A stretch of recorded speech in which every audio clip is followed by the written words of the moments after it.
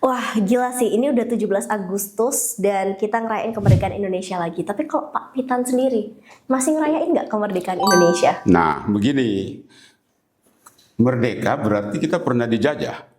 Oke, Kalau tidak pernah dijajah kan kita nggak merdeka. betul. Ya, karena itu kita mesti lihat sejarah konteks kenapa kita merdeka itu dan kenapa perayaan ini penting. Begini, kita harus lihat sejarah. Ada orang namanya Cornelis Senen. Oke, Pernah dengar nama itu? Pasti nggak pernah. Nah, Cornelis Senen ini keturunan Portugis Maluku. oke. Portugis, campuran Portugis sama Banda, Pulau Banda. Tahun 1621 dia datang ke Batavia. Belanda masuk VOC kan 1602. 1621 Cornelis Senen datang ke Batavia, tinggal di pinggir Kali Ciliwung. Oh, Lalu dia menjadi dia kuasai tanah di situ, kemudian sempat menjadi kepala kampung di situ. Nah, dia ngajar banyak orang, karena itu dia dipanggil Mr. Cornelis. Jadi dia itu dipanggil disebut Mister itu artinya guru sebetulnya. Tuan guru Cornelis. Nah, Cornelis Senen ini tinggal di daerah yang setelah dia meninggal, daerah itu dinamai Cornelis Senen. oh, sampai sekarang dari mana? Cornelis Senen itulah sekarang kita sebut Jatinegara. Oh, ternyata gitu ya. Nah, makanya kan ada jadi Pasar tahu. Pasar Senen kan? Itu sebenarnya Pasar Senen, itu nama marganya, Pasar Senen. Nah, daerahnya itu disebut daerah Menir Cornelis waktu itu. Menir Cornelis Mr. Cornelis. Mr. Cornelis itulah yang menjadi sekarang kita sebut dengan Jatinegara. Jatinegara. Kenapa Jatinegara itu penting? Karena di daerah itu, di Jatinegara, tanggal 9 Maret 1903, lahir seorang anak yang luar biasa. Dia kakak iparnya itu bernama William Martinus Eldik. Oke. Nama Belanda ini, kakak iparnya ini. Bukan orang Belanda, tapi pakai nama Belanda. Gitu ya. Waktu anak ini berumur 11 tahun dibawa ke Makassar. Di sana dia dilatih main musik, belajar main biola dan segala macam. Umur 21 tahun, ingat, umur 21 tahun, dia pindah ke Bandung dan menjadi wartawan. Oke. Nah, ini komunikasi nih. Umur 21 tahun, dia menjadi wartawan daripada surat kabar, namanya Surat Kabar Kaum Muda. Nah, suatu kali ketika dia lagi kerja, dia membaca majalah, itu majalah namanya majalah Timbul. Di majalah itu ada tulisan yang menantang, kenapa kita tidak punya lagu kebangsaan sendiri.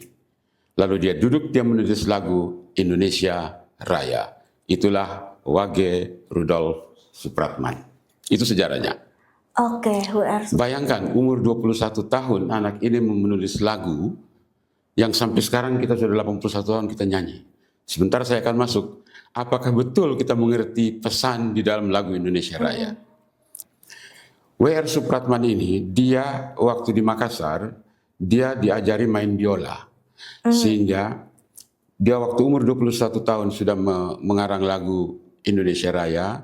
Lagu ini untuk pertama kalinya diperdengarkan, bukan dinyanyikan kata-katanya, tapi diperdengarkan di Kongres Pemuda II di Batavia waktu itu, di Jakarta. Itu 28 Oktober 1928. Itu yang disebut Hari Sumpah Pemuda itu. Nah, waktu perayaan itu, karena ada lebih dari 30 intel Belanda masuk ke dalam gedung kongres itu. Banyak ya? Itu Banyak. banyak. Jadi anak-anak muda yang hadir itu sekitar 750 orang. Wow. Takut menyanyikan lagu itu. Padahal Supratman udah bagi teks lagu itu ke semua orang. Jadi anak-anak itu udah pegang lagu itu. Tapi mereka tidak berani nyanyi. Kenapa? Karena waktu itu ketua kongres itu adalah Bapak Sugondo Jaya Puspito. Ketua Kongres Pemuda yang menghasilkan Sumpah Pemuda itu. Apa yang buat takut, Pak? Waktu dia membaca teks itu, ada kata merdeka, merdeka, Indonesia merdeka. Dia bilang ini bahaya ini. Kita bisa ditangkap ini sama Belanda ini kan. karena Intel Belanda dalam ruangan itu. Akhirnya dia putuskan kalau begitu jangan nyanyikan kata-katanya, nanti bubar ini Kongres. Oh. Nah, itu yang orang nggak pernah tahu itu. Ini Jadi kalau dia, waktu itu Indonesia merdeka itu masih tabu banget gitu. masih iya, jadi itu belum merdeka. Tahun ini kita bicara tahun 1928 kan, Kongres Pemuda yang kedua itu. Mereka mau nyanyi lagu Indonesia Raya, tapi ada kata merdeka-merdeka kan. Jadi nggak boleh. Jadi Pak Sugondo waktu itu katakan, wah ini kita nggak bisa. Kalau kita nyanyi kita ditangkap ini. Karena Intel Belanda penuh dalam ruangan itu. Iya. Jadi waktu itu beliau putuskan sudah, Supratman, kamu main biola saja. Kami menghayatinya sambil melihat teksnya. Nah, sebetulnya ada 3 bait lagu Indonesia yang sekarang ini kita nyanyikan hanya 1 bait ya lagu itu. Tapi sebetulnya ada 3 bait lagu Indonesia Raya itu. Dan itu punya makna. Punya makna. tersirat, ya? Nah, begini. W.R. Supratman ini dia meninggal pada usia 35 tahun dan tidak sempat melihat Indonesia merdeka. Ya, tetapi karena dia meninggal 7 tahun sebelum Indonesia merdeka. Tetapi lagunya itu sangat kuat pesannya, sampai sekarang saya belum lihat ada seorang pemuda umur 21 tahun bisa bikin lagu yang liriknya seperti itu, iramanya seperti itu. Gitu. Jadi, coba 81 tahun kita merdeka. Apa betul kita mengerti pesan dalam lagu itu? Belum tentu. Belum tentu. Bisa jadi kita cuma nyanyiin ya. Betul. Kadang ada yang nggak hafal juga malah. Betul, betul. Karena apa? Ada pesan yang kuat sekali waktu itu.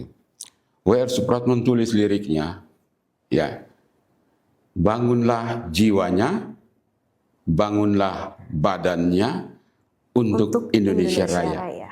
Kenapa tidak dibalik? Bangunnya badan dulu, baru jiwa dulu. Memang sengaja ditulis begitu. Maknanya apa? Bangunlah jiwanya dulu.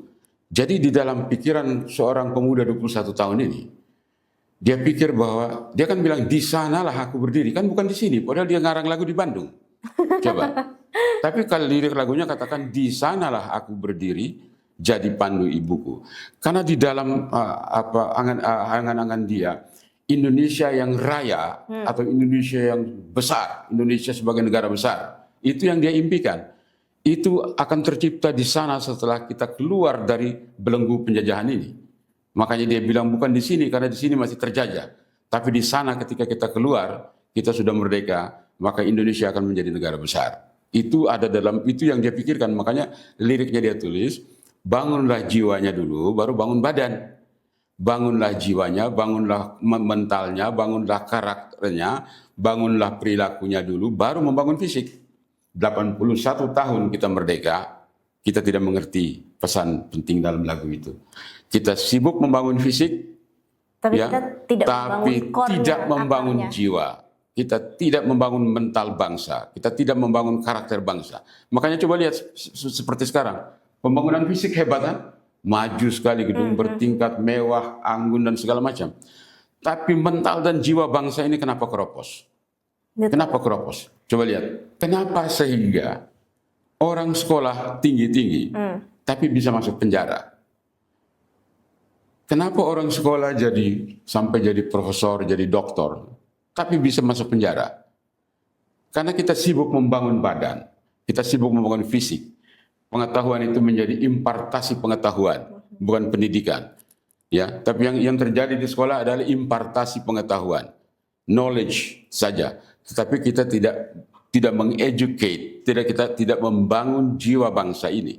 Itu sebabnya kita kaya secara fisik, tapi keropos secara mental. Coba lihat, kenapa orang bisa korupsi, misalnya begitu. Nah, yang korupsi itu kan bukan orang yang drop out dari sekolah. Iya, Bukan orang-orang orang yang yang oke ya. tidak bisa lulus SD. Bahkan dari kalangan yang Tapi sebenarnya kalangan terpelajar iya, semua. Betul. Coba, Ya. terpelajar, orang pintar, profesor, doktor pun ada di penjara, masuk penjara karena korupsi. Itu bagaimana bisa menerangkan?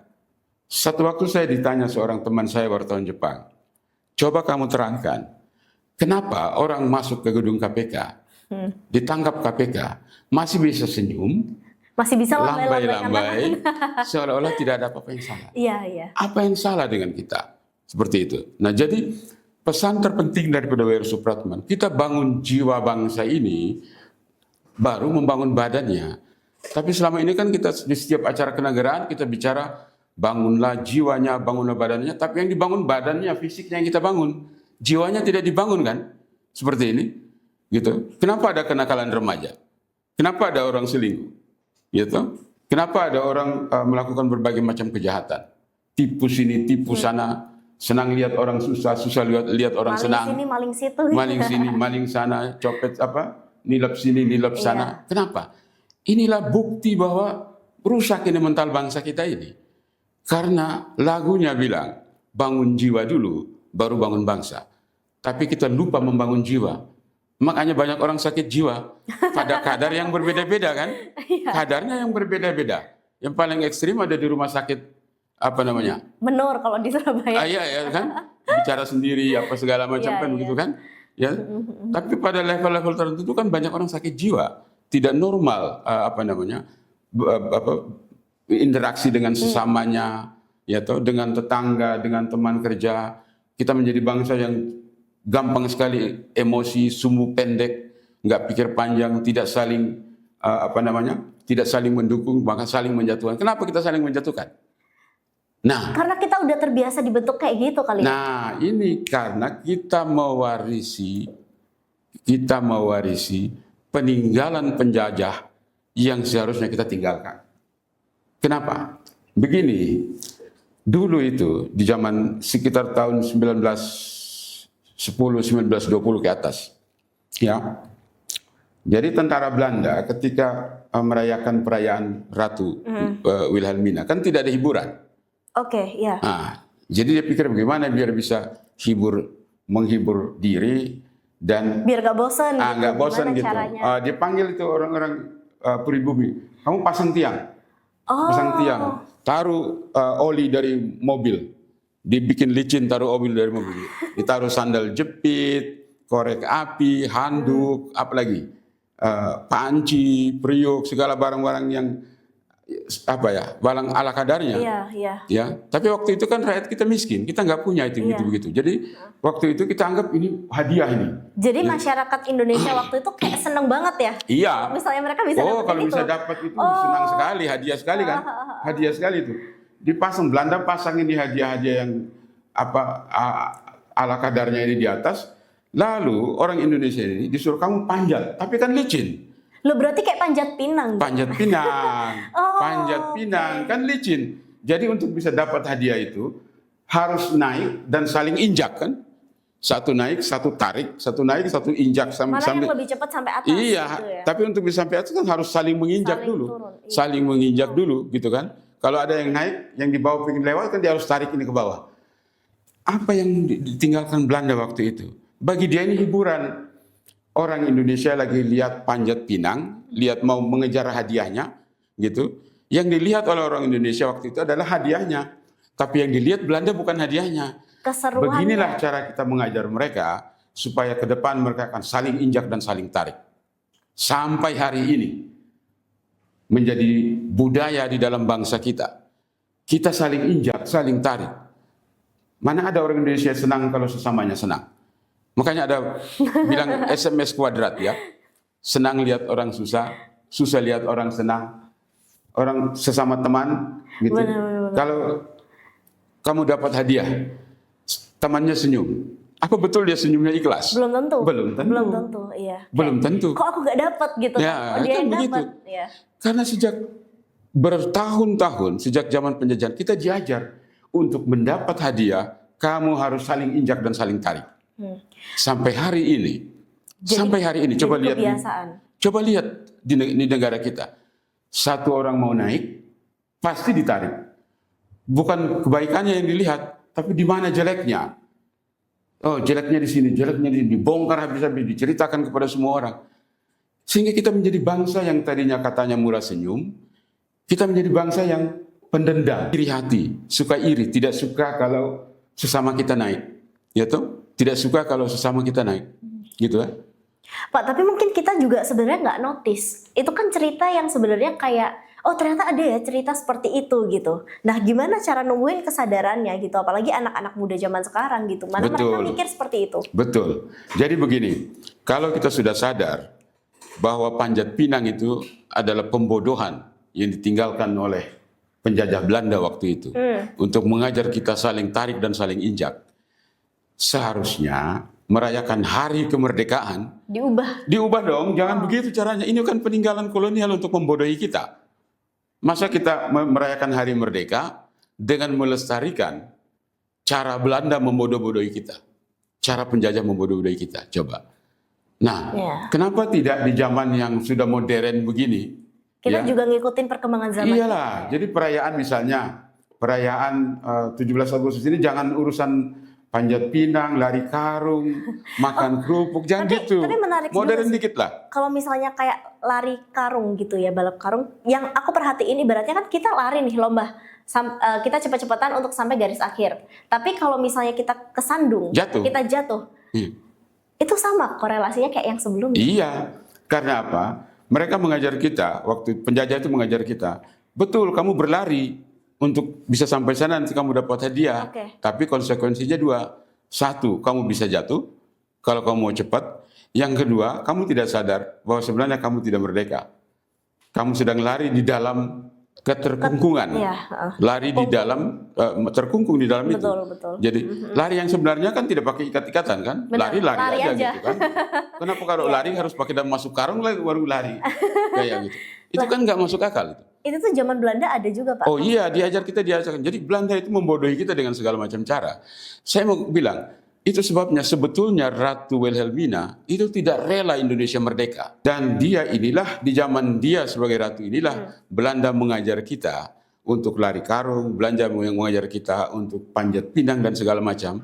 Peninggalan yang Belanda yang membodohi kita, tapi kita lestarikan justru di hari kemerdekaan. Coba.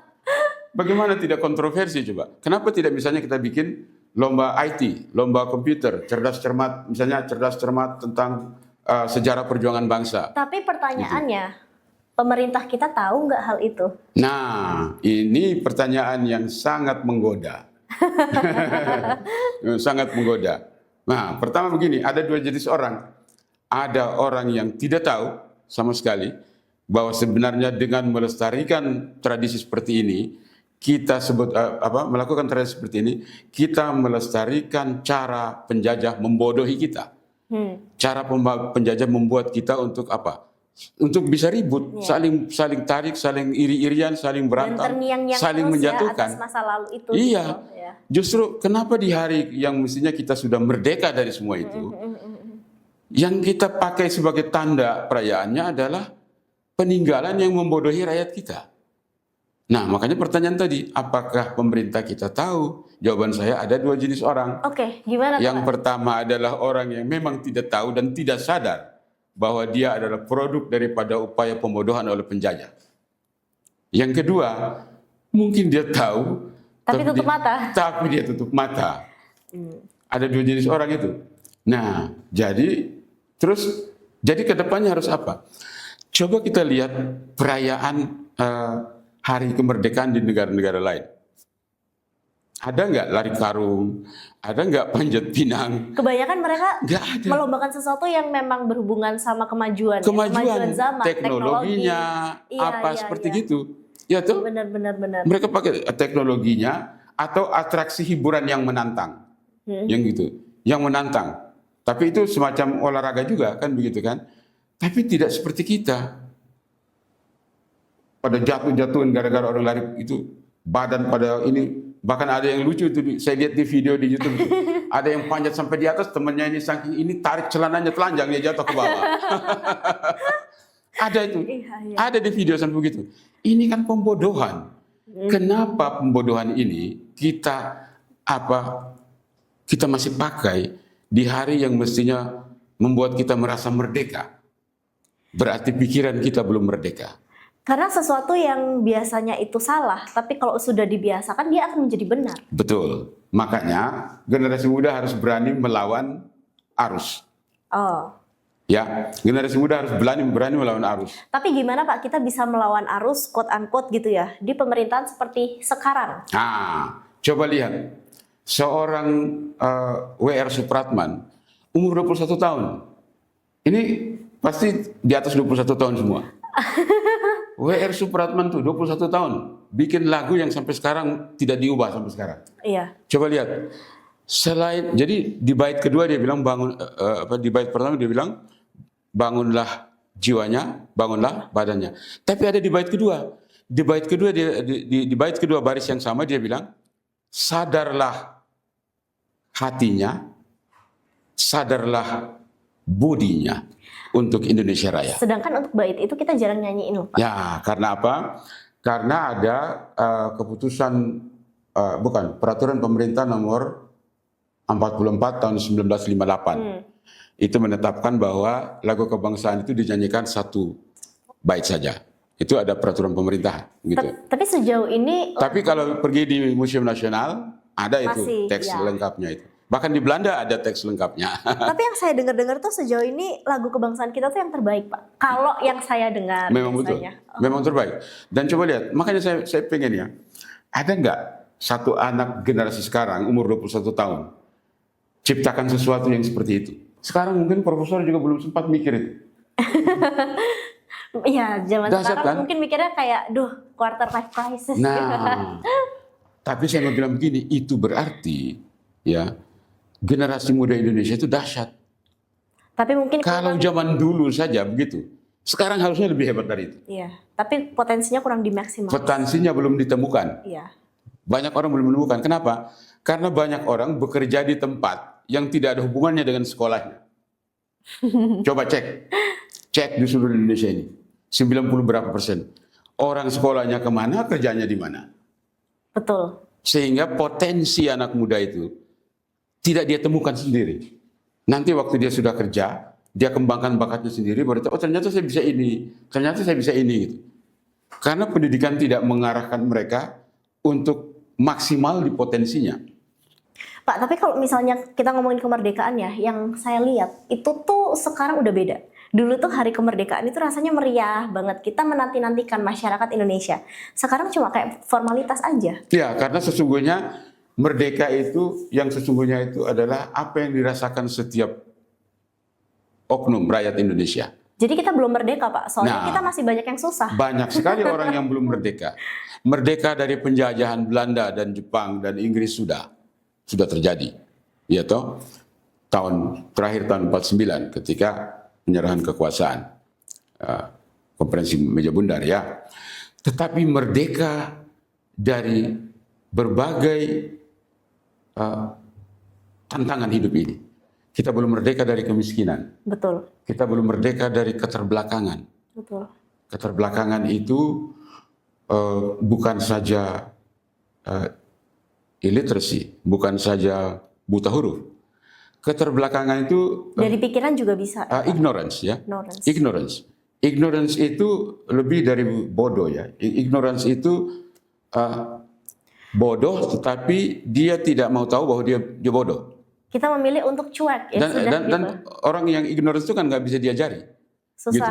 Susah diajari karena dia bodoh, tapi dia tahu bahwa kita yang bodoh. Nah, kita belum merdeka dari apa? Kemiskinan. Kita belum merdeka dari ignorance, keterbelakangan. Kita belum merdeka dari korupsi. Tentu saja semua orang tahu. Bahkan penegak hukum juga melanggar hukum. Kan begitu kan? Ya toh?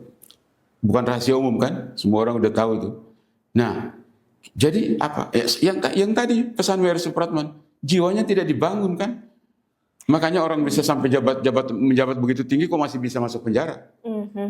Jadi seharusnya kita sebagai masyarakat Indonesia, generasi muda, kita tuh memaknai kata merdeka itu lebih luas daripada biasanya. Jauh lebih luas dari itu. Dan pesan saya, kapan ada lagi anak muda seperti W.R. Supratman? 21 tahun usianya, tapi pada tahun 1924 menciptakan lagu yang begitu dahsyat. 81 tahun kita nyanyikan dan masih relevan dengan kondisi bangsa ini dan terus ke depan. Gitu. Itu seorang visioner. Artinya apa? Generasi muda harus benar-benar visioner. Dulu itu semuanya serba tidak ada kan? Nggak ada kan? Sekarang semuanya serba lengkap. Berarti serba seharusnya ada. lebih muda ya? Harus lebih mudah, lebih berprestasi. Dan pesan saya, jangan hanya menjadi orang Jakarta. Jadilah orang Indonesia. jangan hanya menjadi warga Indonesia, jadilah warga dunia, supaya world class itu bisa diciptakan dari sini. World class itu tidak harus berada di Amerika, Inggris, di mana-mana. World class itu adalah prestasi terbaik seorang anak manusia di atas bumi ini. Jadi bisa dilakukan itu bahkan dari kampus ini. Bisa diciptakan prestasi yang world class. 2045 Indonesia akan jadi emas atau jadi cemas? Nah, pertanyaan yang bagus. Itu kan tinggal ganti satu kata, satu huruf. Tinggal tambah satu huruf dia jadi cemas. Emas atau cemas. Iya. Kan begini, saya harus bicara apa adanya. Untuk menuju apa yang kita maksudkan dengan Indonesia emas? Indonesia emas itu kan Indonesia yang emas itu apa sih? Emas itu kan logam mulia ya. Iya. Indonesia Sesuatu yang mewah. Sesuatu yang mewah dan mulia kan? Iya. Emas itu logam mulia ya. Jadi kalau Indonesia emas itu berarti Indonesia yang mulia, ya toh? Dia bukan sekedar Indonesia di mana semua orang pakai gelang emas gitu kan, atau kalung emas, tapi Indonesia yang mulia, ya. Mulia apanya? Mulia prestasinya, mulia reputasinya, ya toh. Orang melihat ini bangsa yang mulia, mulia akhlaknya, ya toh, mulia budi pekertinya, perilakunya, prestasi apanya, hasil karyanya, ya toh. Dalam semua hal gitu. Apa bisa kita mencapai itu? Masih jauh kayaknya. Dalam kondisi yang seperti sekarang. Kondisi sekarang ini kan kita bukan semakin baik, malah semakin rusak kan? Iya. Kalau jujur kita harus bicara, ya toh, kemajuan terjadi, tetapi jiwa bangsa ini Masih tertinggal. masih jauh. tertinggal, masih terjajah. Jadi yang saya tangkap itu sebenarnya kita harus balik ke identitas bangsa. Betul, Jangan hilang identitas itu bahwa kita adalah anak muda, betul. orang Indonesia. Orang Indonesia. Dan kita berprestasi bukan hanya untuk kita. Jadi apa yang kita maksudkan adalah kita inginkan ke depan perayaan Hari Merdeka itu adalah perayaan kita merayakan prestasi bangsa. Prestasi bangsa. Itu sebabnya kalau perayaan setiap kali perayaan itu nanti tanggal 14 besok ini Presiden akan pidato di DPR, itu akan hadir juga sekian banyak para teladan kan dari berbagai bidang itu. Anak-anak teladan itu, orang-orang teladan itu akan ditampilkan di sana. Berapa banyak untuk ratusan kali itu. Ya, jadi merdeka seharusnya yang kita rayakan adalah merayakan prestasi bangsa. Oke. Thank you Pak Witan. Selamat Hari Merdeka. Habis ini merayakan di mana, Pak? Merdeka, merdeka selalu.